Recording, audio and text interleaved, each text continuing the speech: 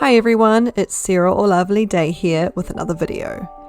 As you might be able to tell, this video was filmed quite a while ago. I was commissioned to clean up a couple of dolls and give them new face-ups. In addition to wiping and repainting them, they also needed new elastic and an all-over clean. Dolly Day Spa begins with disassembly and the removal of the current face-up and blushing.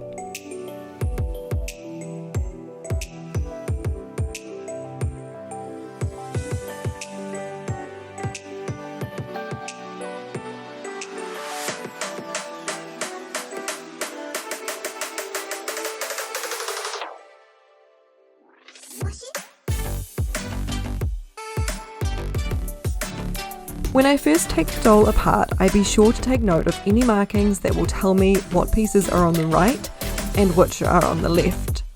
In the case of these dolls, the parts on the right side had 2 dots inside the joint and the ones on the left had 1 dot. Once disassembled, I place the pieces in some slightly soapy lukewarm water. I do one doll at a time so there's no chance of mixing up the parts.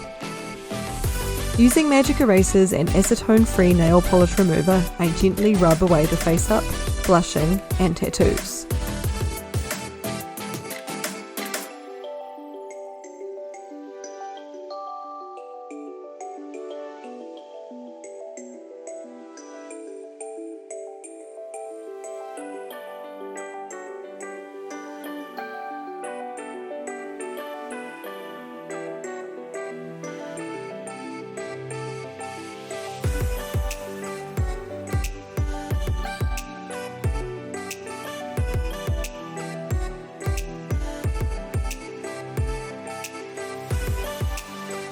For the hard to reach places, like between the lips and inside the ears, I use a soft paintbrush dipped in the remover.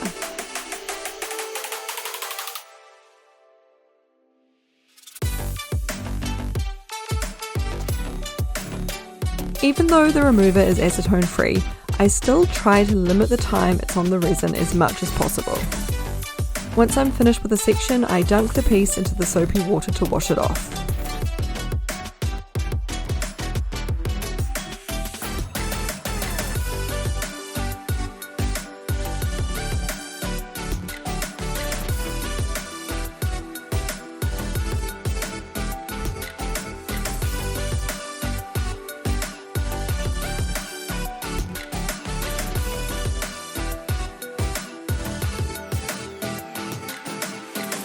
Even if there's no blushing on a piece, I still endeavour to clean it thoroughly. This is so that the old sealant on the doll is properly and evenly removed.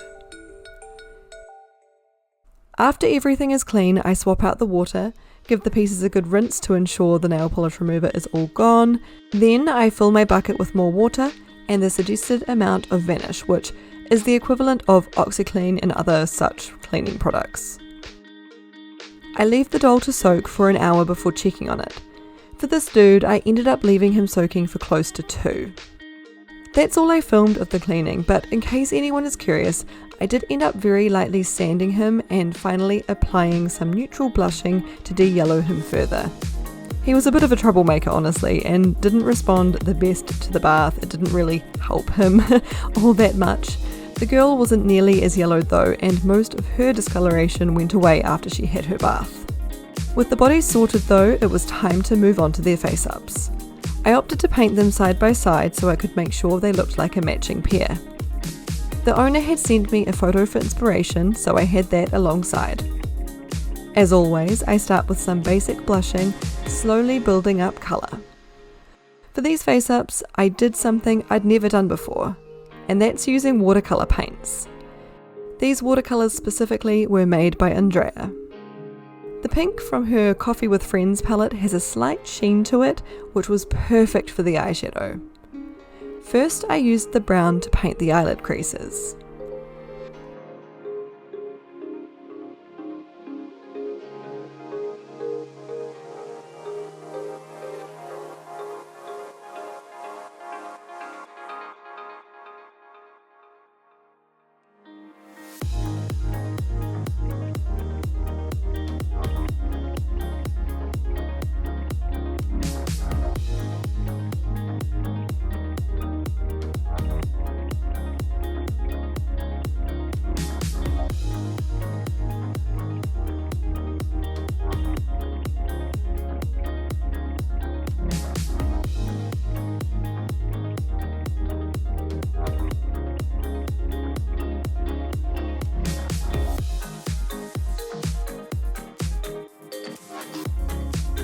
Next, I used a mixture of shaved pastels and a cotton bud to determine the placement of the eyebrows.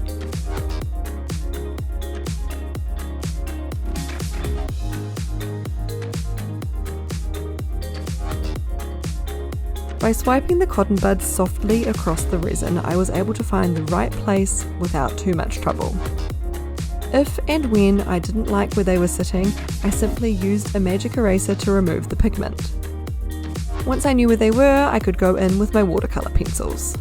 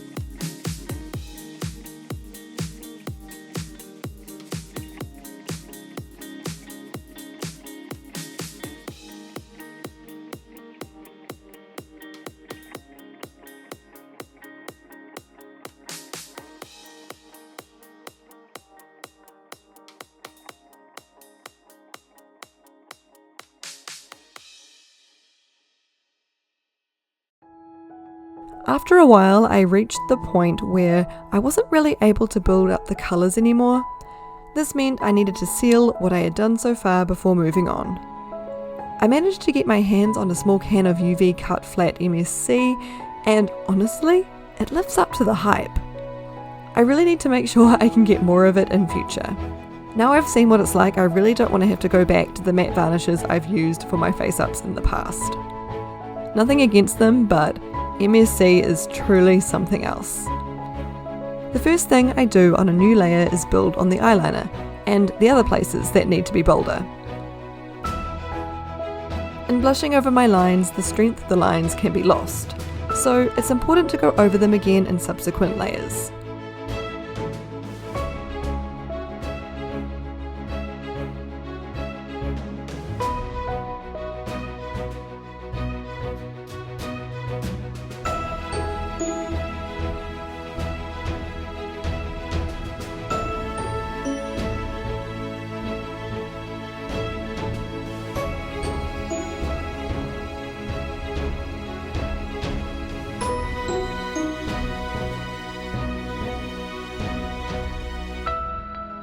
To add to the things I did for the first time in these face-ups, I ended up using my watercolour pencils like paints.